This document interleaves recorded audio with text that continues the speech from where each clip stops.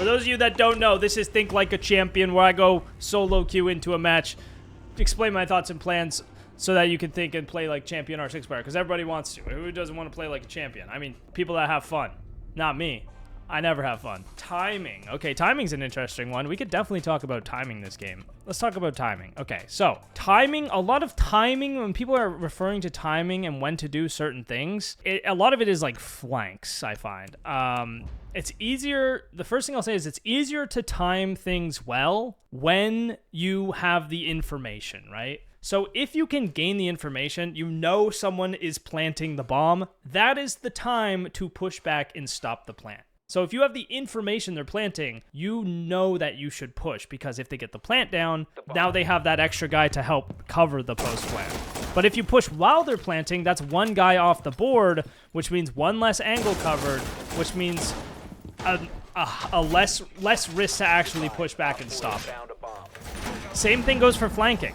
You want to flank when you know or slash have the information that the entire enemy team is distracted or they're pushing into the bomb site, so they're in gunfights. So you hear gunfire going off between a teammate and someone, that's your time to push, because firstly, the guy's distracted. Secondly, the sound will cover the sound of your movement. So we'll talk a little bit more about timing as we go on. Right now, I'm just going to sit in a corner. I'm going to sit in a corner, hide in a corner, see if someone comes through, and we'll pay attention to the clock and see what we should do throughout this round, okay? So, they spawned ruins. I'm gaining the information like I already mentioned. We got the information of where they are. Now that we know they're coming here, there's no point in me being on the camps. The information is stale. Now I got to rotate. This is the time to contest somewhere else so I can potentially catch them throughout this round. So I can hide here instead now. Now I'm positioned in a spot where they might actually cross my path and lead to a free interrogation. So that's the time to move. Now, as a defender, because I'm in my position, all I have to do now is just sit still. Now it's the time to sit still, right? So I'm going to sit, I'm going to hold, I'm going to wait until the information changes, until maybe my team's getting pushed on site, people start dying, the numbers changed, right? That's when I might want to move. There's a Claymore. Might be a good time to flank. I'm not going to lie. Might be a good time to flank. The Claymore's above me. Why? Because I know they're not watching the flank because they just Claymored it. Now, they called me, so they might now. So maybe now's not the time to flank. People are dying. You see Alibi's getting aggressive. Now's the time to flank with him, right? We peek it together. He already killed everyone, so it's not a big deal. But now I can just sit here. Now's the time to sit here, right? I mean, I could run all the way back to site because it's the 5v2. And if they take the bomb site and plant, they will win.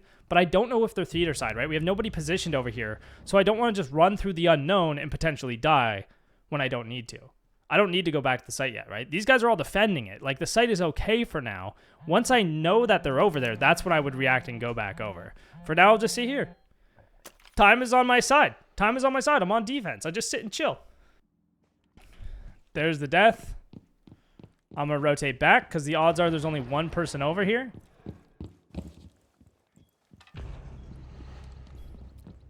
And now I'm in a better spot. Perfect. I can stop them from planting. Friendly, last operator standing. It's a 1v2. I want to isolate the gunfights, right? So I want to fight this guy cool vibes before the other guy comes. And I just saw him up there. He's got a plant, so I can just back up.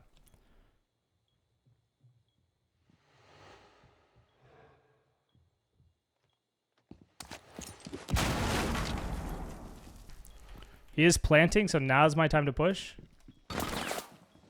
He got off the plant. What do you know? I can just hold him for now.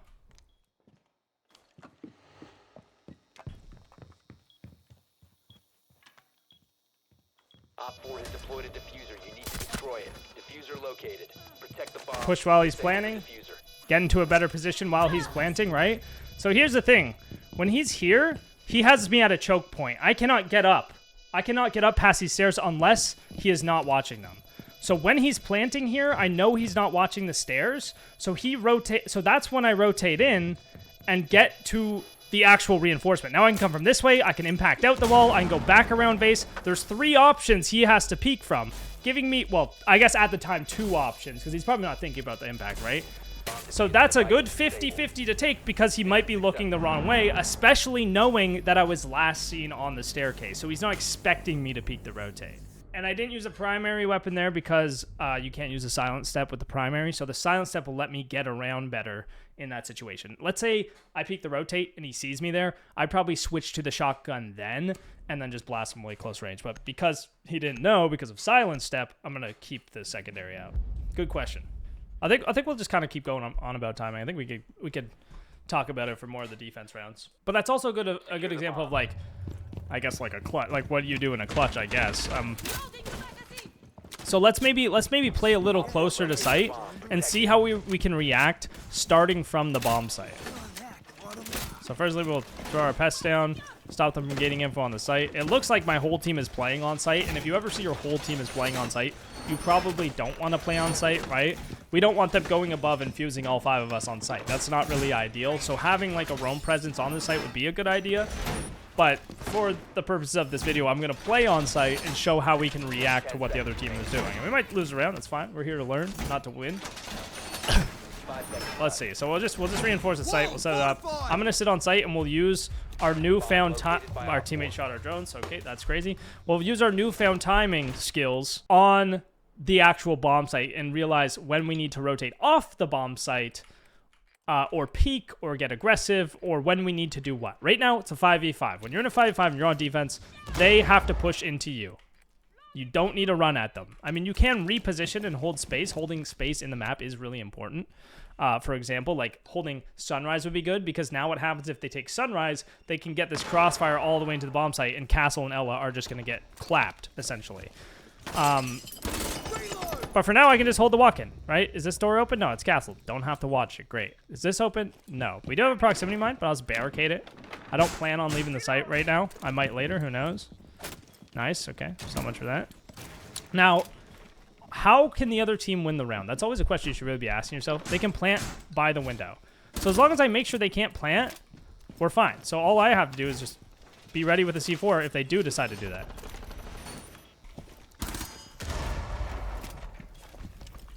But I also don't want them walking this door. We do have alibi over there, but they could probably sneak past her.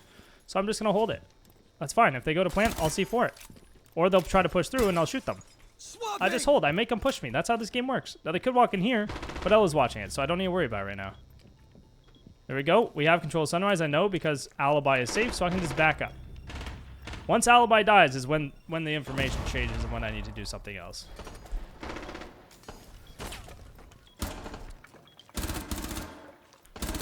Now, I don't need to peek this doorway. A lot of people would just swing that, right? Play boring. Like, if you play defense boring, you're going to win. They have to hop in. They have to plant. I don't need to do anything. All I need to do is make sure if they hop in this window, I'm in a decent spot. There we go. I have a little bit more cover. I'm not exposed to service. So if they hop in this window, I'm more likely to win this gunfight now because I'm not in the middle of the open like I was last round.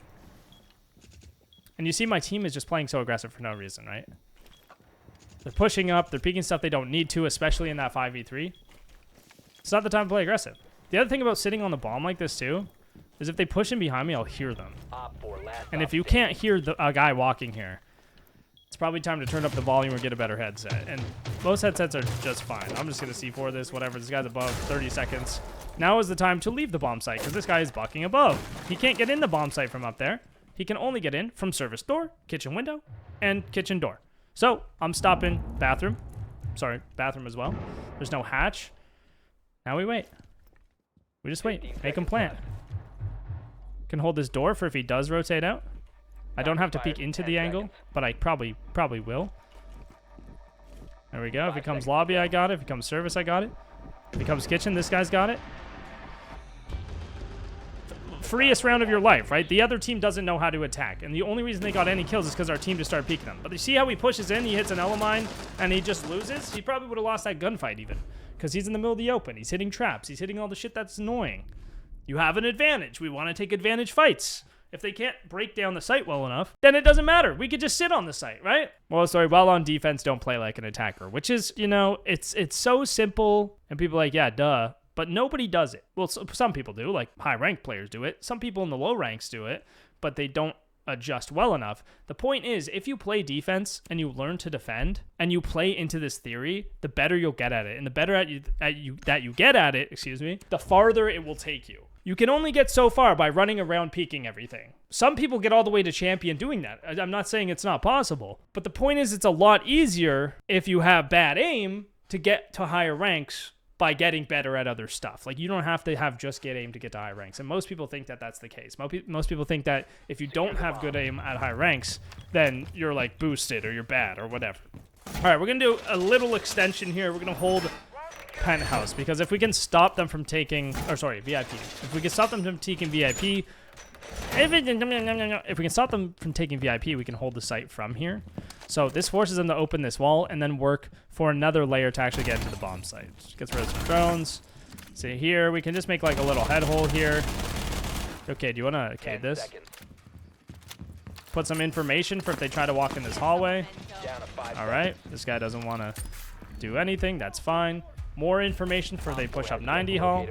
And then we'll get some information if they try to cover up this white hall. I love unranked, bro. It's actually crazy, the people you meet. All right, so because Cade reinforced this whole wall, it now no longer makes sense for me to play in here. I can't contest the bomb site, and I can't help anything from here.